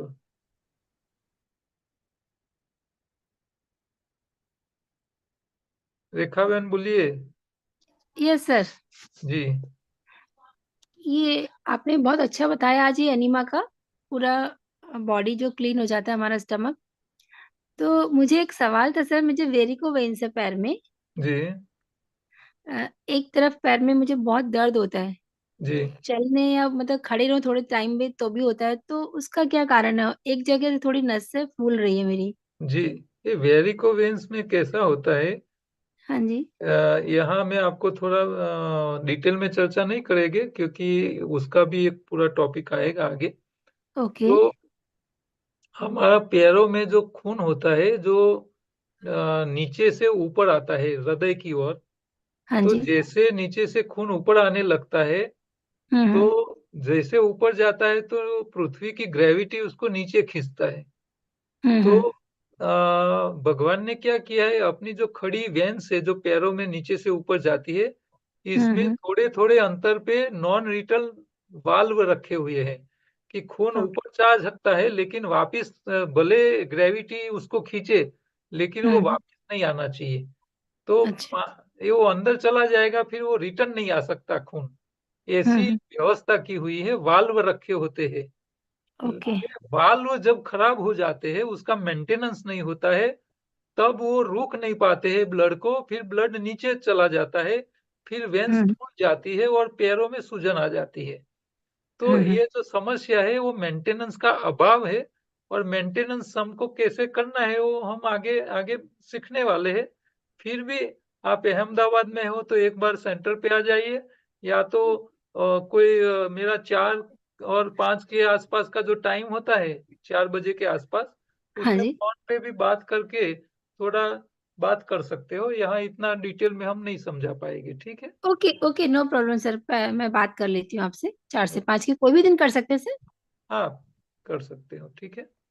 Okay okay, thank you. Okay. मतलब मुझे कोई प्रॉब्लम थी ये, और ठीक एक है। कोन की भी प्रॉब्लम है, तो मैं आपसे बात कर लूंगी बाद में। पैर चलो में हम एक। अगले हफ्ते मिलेंगे। हिंदी वाली जो बुक है हमने ग्रुप में रख दी थी, लेकिन ये जो पूरी बुक है वो हमने ट्रांसलेट ये कंप्यूटर के जरिए किया हुआ है। तो इसमें कहीं कोई शब्द रचना में गलती है या व्याकरण में कोई गलती है तो दरगुजर करना।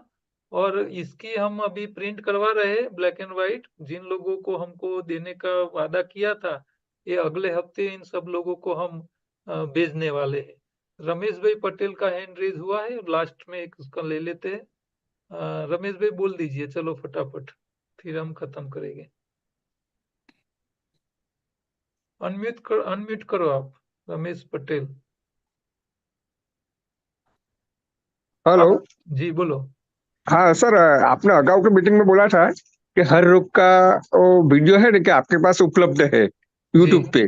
जी। मैंने आपको लिखा था कि माइसेंजर ग्रीस का वीडियो मैंने खोजा लेकिन मिला नहीं सर। हाँ, उसके ऊपर शायद मुझे भी थोड़ा डाउट है कि ऐसा मेरे ध्यान पे भी नहीं आया है।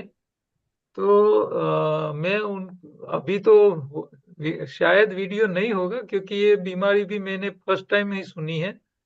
तो इसके ऊपर हम बाद में अलग से चर्चा करेंगे। आप ओके। मेरा आप कहाँ रहते हैं? बलसार। वलसाड़ है। तो हाँ। कल मुझे थोड़ा रिमाइंड कर लेना, तो मैं अच्छा। थोड़ा उसके बारे में देख लेता हूँ।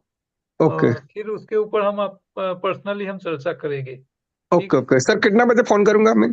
4 के आसपास कर लेना कल। Okay okay, thank you sir. Okay.